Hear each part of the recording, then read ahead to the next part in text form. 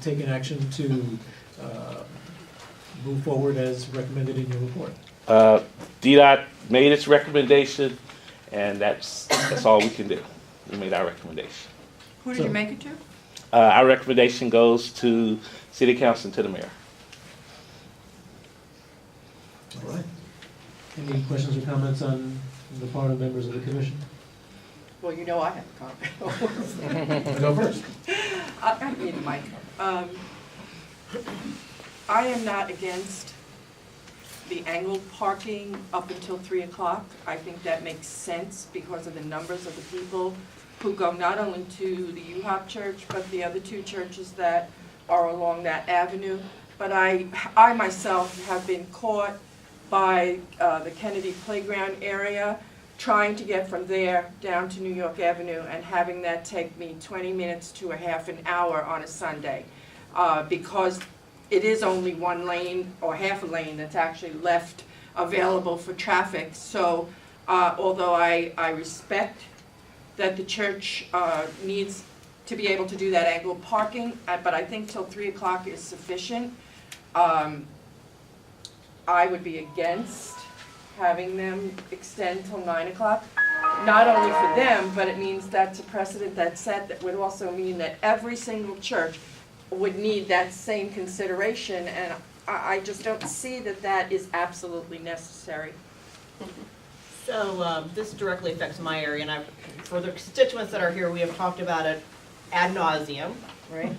And so my concern is because the majority of my area is on the east side of 6th Street. And so our concern is always the backup and that turning on the M Street. And the M Street turn with the backup is tremendous. And so as we've stated, that we're totally okay with to the 3 o'clock, but to the 9 o'clock it just goes on too long. And so we have new development going on continuously in that area.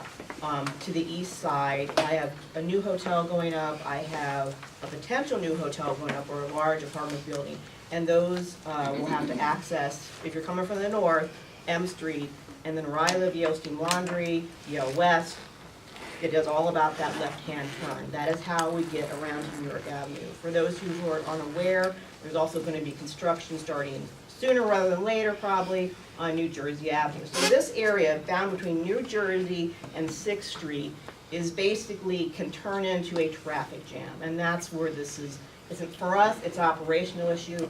It's not against the church, it's strictly a transportation problem. And we're okay with the 3 o'clock, but to 9 o'clock, it just can be gridlock sometimes. And I worry about the future. Mr. Cheek, what was your exact finding for just the 3 to 9 hour? Because I noticed you did a large, or you exhaustive report, but was that just for 3 to 9, or was it just for the whole week? 3 to 9. So more importantly, as important as traffic is, this is a public safety issue. We're talking about lives, injuries, as we documented in Mr. Cheek's report. This commission, over the years, from its days in 2C to its current 6C designation, has made great efforts to try to accommodate Sunday church parking.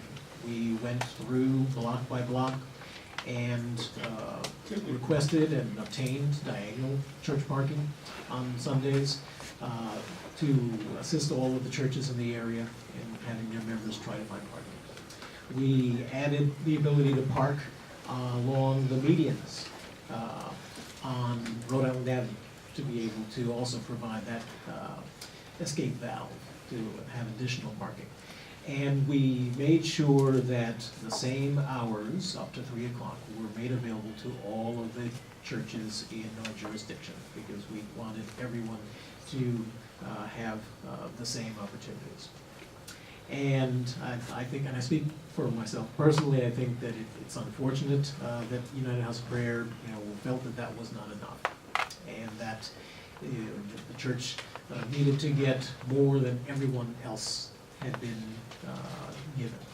So I look forward to the removal of those signs and to having once again the ability of our neighbors to be able to, number one, transit through the neighborhood more easily during those hours after 3 o'clock, But also one of the complaints that I heard repeatedly, and I'm sure the Commissioner Nygaard did as well, was the idea that folks would have to park diagonally until 9 o'clock and then get up out of their houses after dinner, perhaps after they put their children down to bed, and perhaps getting themselves out of bed in order to reorient their cars so that they would not get tickets either overnight or first thing in the morning in rush hour.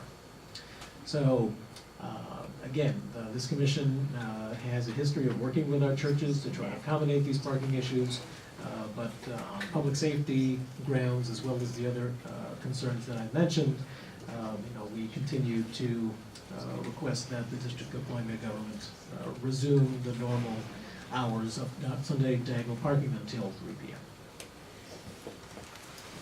Any other comments or questions on part of members of the community? I see some hands. Don't go away, Mr. Chiefs, because you have some hands. Okay. I don't know if they're for me or for you.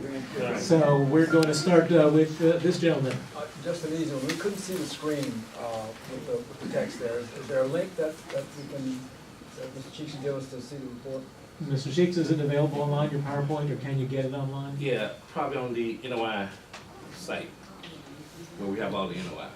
So if they're, NOI, what is that? The notice of intent. so what we can do is we can provide, Apostle Green, if Apostle Green is willing to be the point person, the information that can then be shared with anyone here.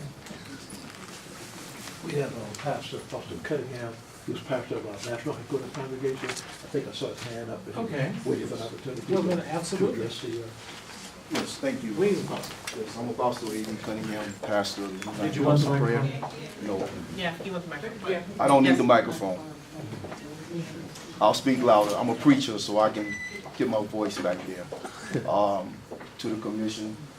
It's, Mr. Cheeks, please don't leave. I said there might be questions for you. Please Okay, don't leave. go ahead. I just have another meeting. Yes, I understand. I won't take up too much of your time. I think the last time we were together, I did ask you a question as to how many accidents and this information pertain to Sunday, and you didn't have the information. And we still have not received any information on your report that actually pertain to Sundays in the hours that are in question. We may be talking about two different types of 6th Street, because the 6th Street that we're on, when I look out there on Sunday evenings, it's like a ghost town. I'm not sure of where this agenda is coming from, but even the DC City Council, the mayor, and even the acting director, Matthew Brown, have reconsidered this study and allowed us to continue on. He's the head of DDOT right now. I'm not even sure if he's aware you're here to present this, because you're speaking the opposite of what he has transmitted to us No, in writing. I spoke about the study.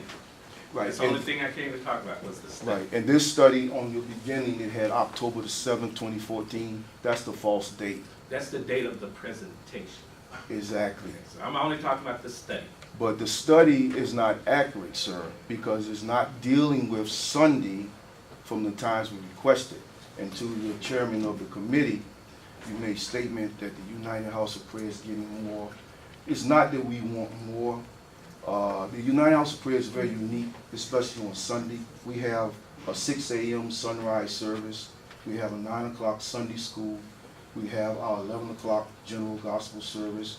We have a 3 o'clock service. We have a 5 o'clock youth service for our young people. And then we have a 7:30 service in the evening. I don't think there's any other church in the community that has those many services on Sunday. So, not saying that we're getting more, is applicable according to the times that we're having services on Sunday.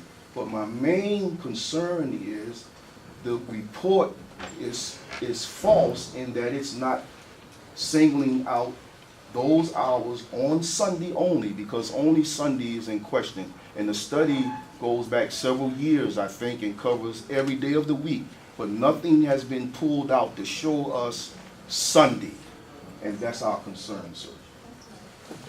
Thank you for that observation, and obviously, traffic professionals have standards that they use to develop these studies, and I'm confident that Mr. Cheeks and his team have taken the necessary measures to ensure that the professional standards have been upheld.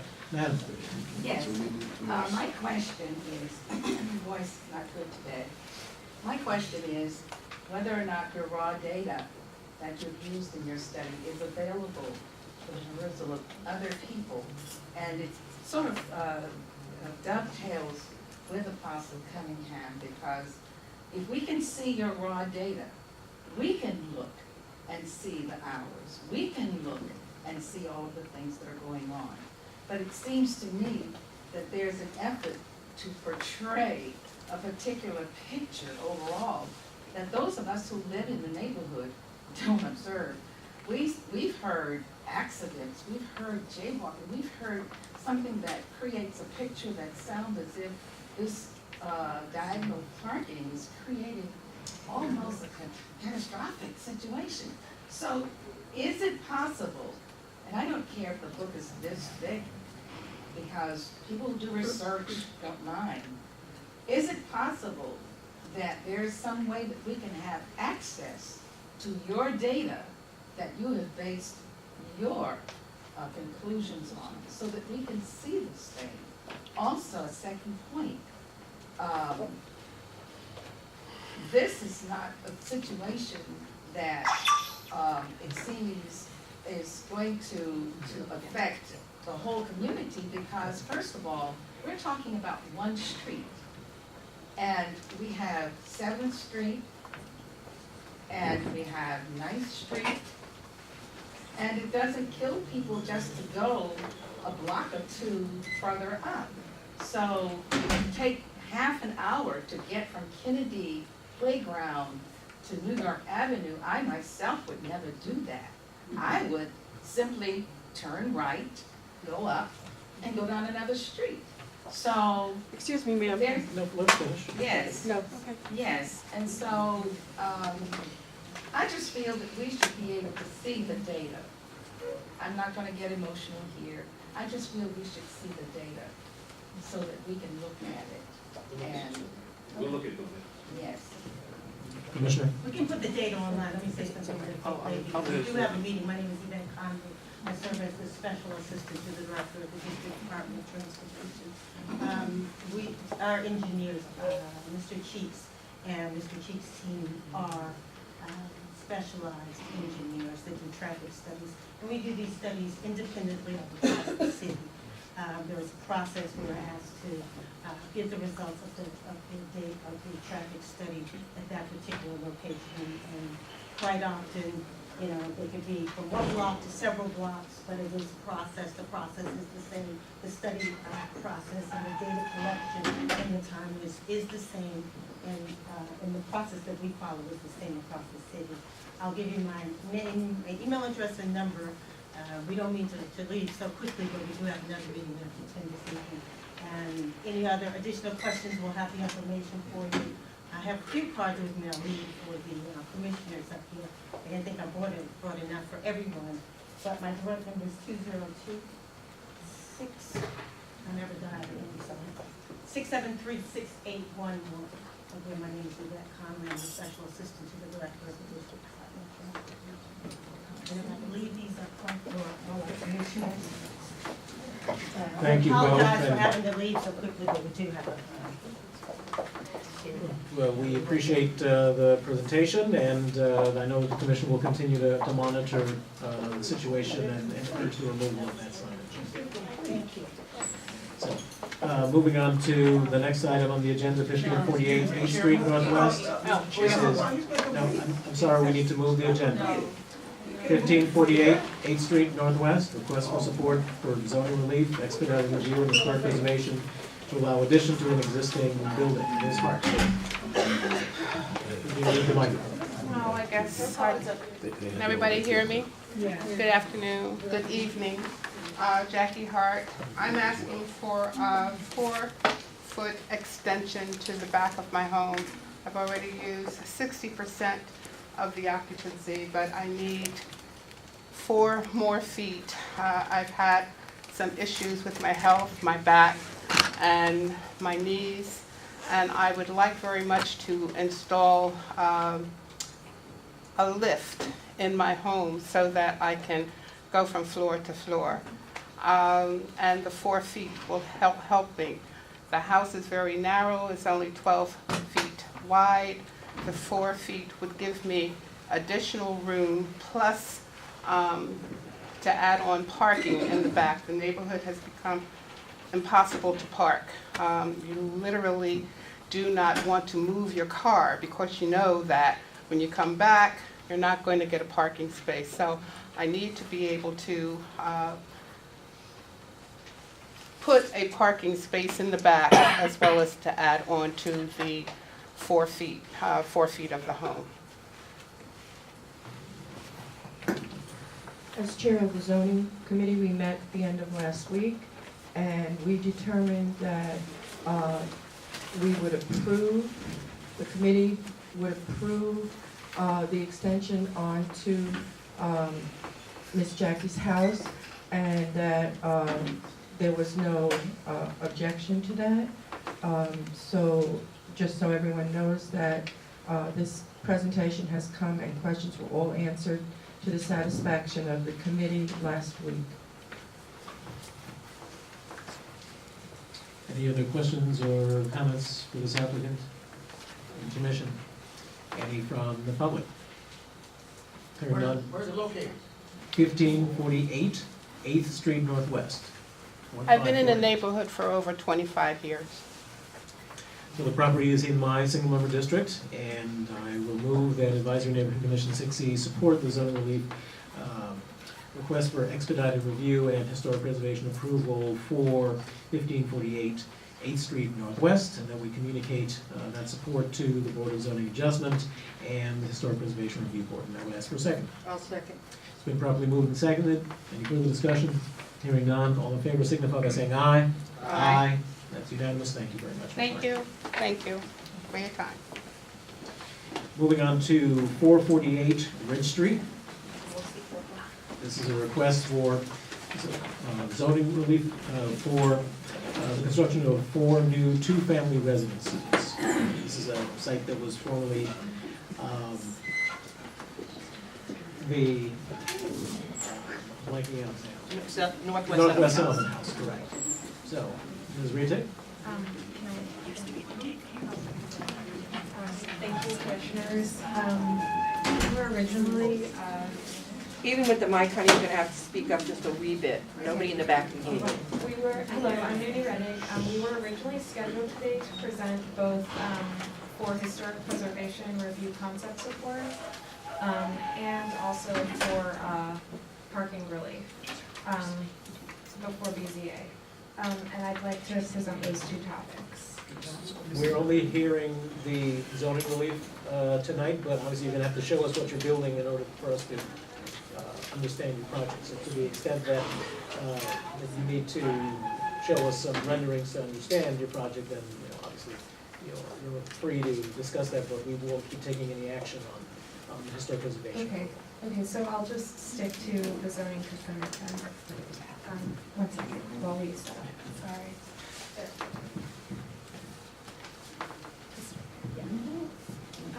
So our site is on Ridge Street, which is a 1-block long street in between 4th and 5th and M&N Streets Northwest.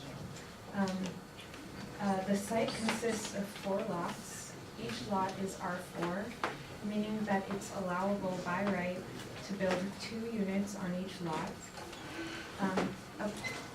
We've met with Matt LeGrand, zoning administrator, and when we met with him, he informed us that the requirement is to provide 1 parking space per lot, because in an R4 zone, it's required to put 1 parking space for every 3 units. Since each lot is only allowed to build 2 units, then there's 1 parking space required for each lot. We have 4 lots.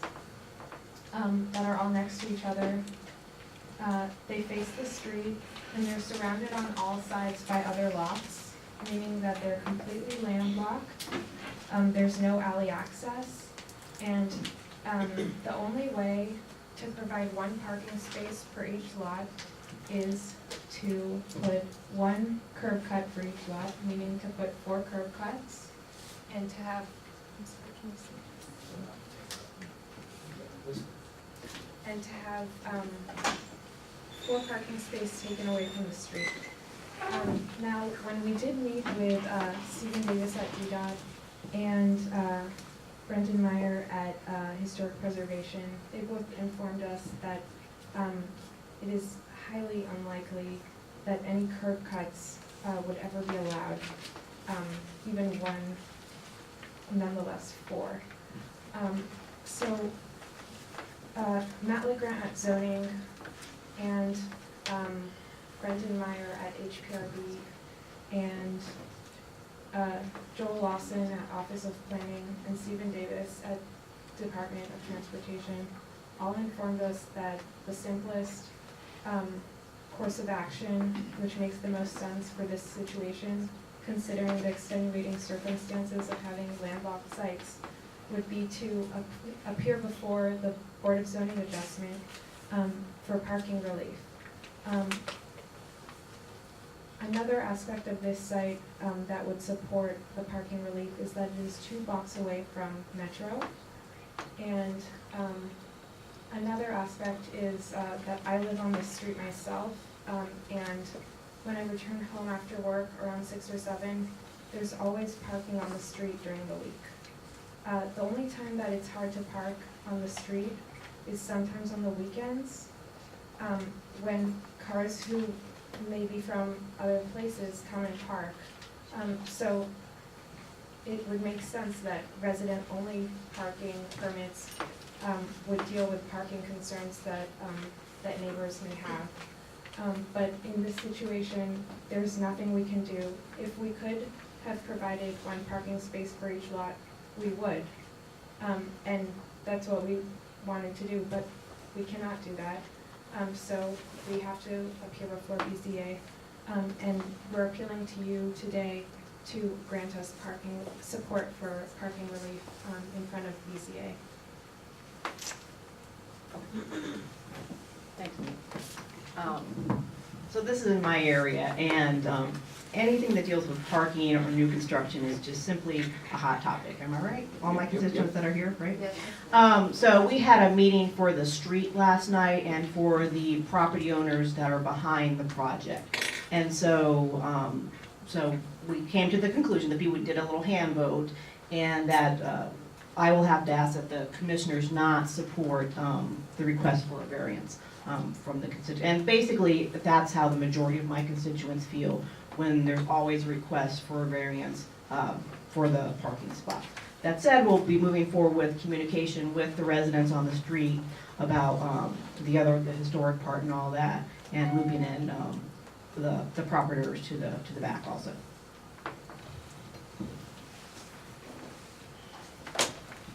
Marge, do you want to report out what was discussed at the committee? I have to stop and think. Last week at the meeting, zoning committee, I believe, if I remember correctly, the committee absolutely said no way to curb cuts. Parking is so difficult as it is that to ask for curb cuts, every meeting we have people asking about parking, and y'all know that have been here a while, I am usually the one that says, no, we don't have to worry about that, it's the city, this is the city. But to take 4 curb cuts is a little bit too many, for one thing.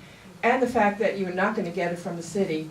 The committee waited to hear what was the result of the vote or the meeting that was held on Monday night with the community. And my understanding is that there was a meeting and it was a 7-5 or 8-5 vote against support. Is that correct, Michelle? The committee did say it would wait for that vote. And so with that in mind, that said, the committee has stated that it will not support this curb cut. No, that we do not support her, that her request for the variance. Right. Yeah, Right. yeah. Okay. Those are two conflicting. Yeah, so Marge, you're not saying it So- right. So we are not supportive of the community. What we did last night is that we are not support, what Nooney is requesting for support for this variance. We, the collective we, do not support that.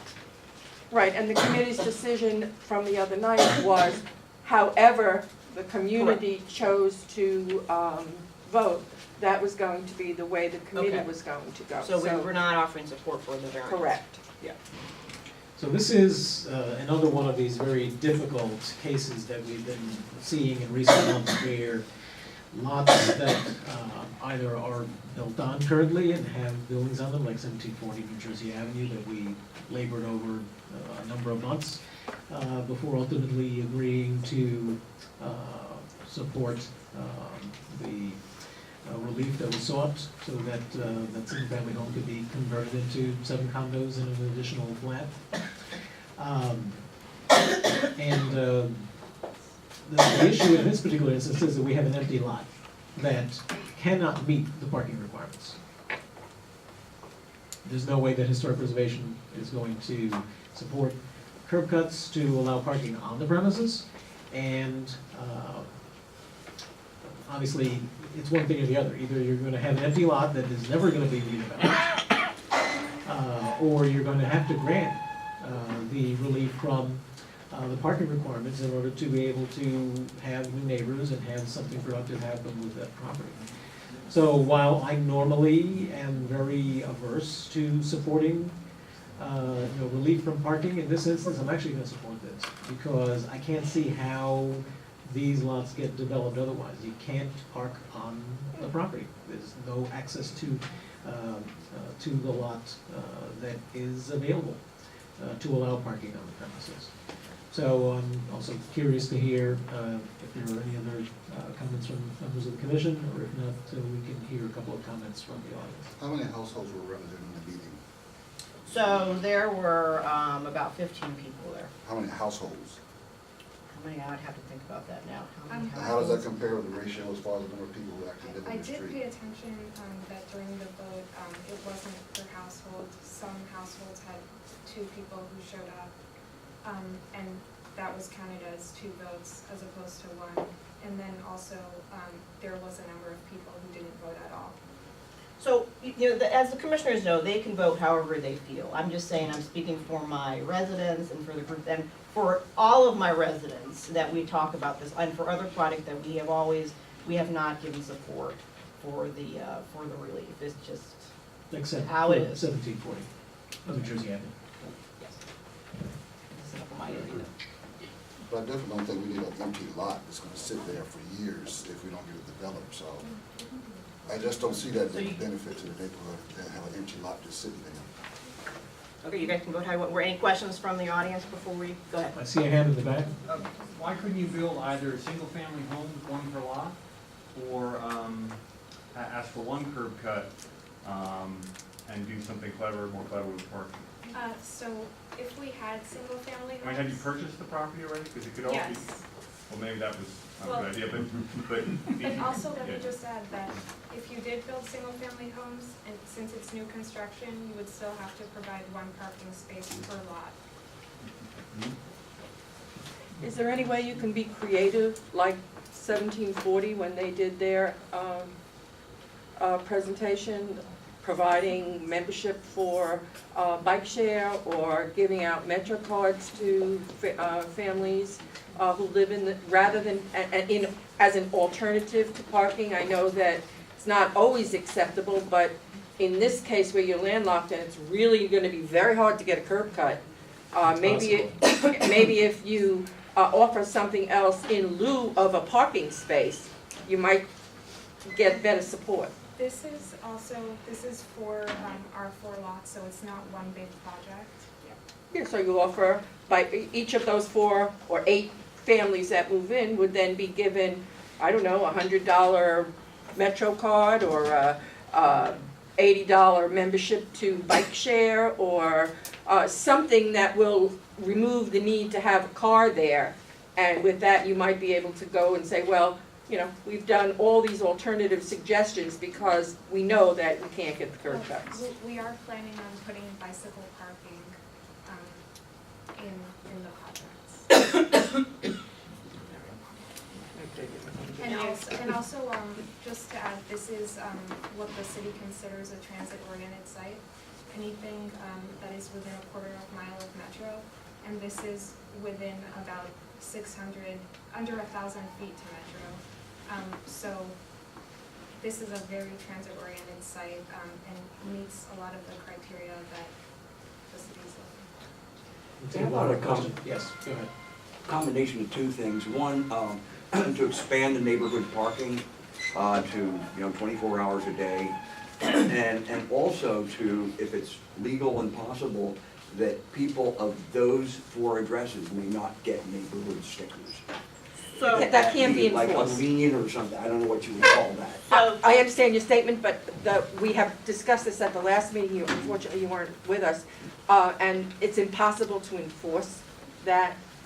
If somebody walks down and asks DMV for a resident parking, they're gonna get it no matter what, if they give the address and whatever they have as proof of where they live. No way for the computer to kick that out. No. So also to address, a still ongoing project with DDOT in our area is the residential only parking sides of the street. So there are 4 blocks in our area that are in the system. The whole program has been shut down, so paused, as we say.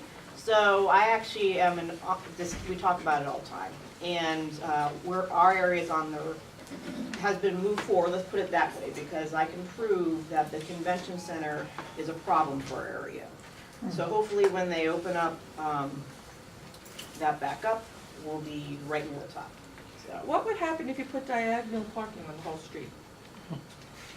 It's probably not no. Good idea, though. I mean, it would allow for their parking as well as everybody else, because Yeah, but width of cars is better than it's length of not cars. wide enough to be able to do No, that. can't do it? Okay. Looking for alternatives. So, did you want to make? I will your make the motion.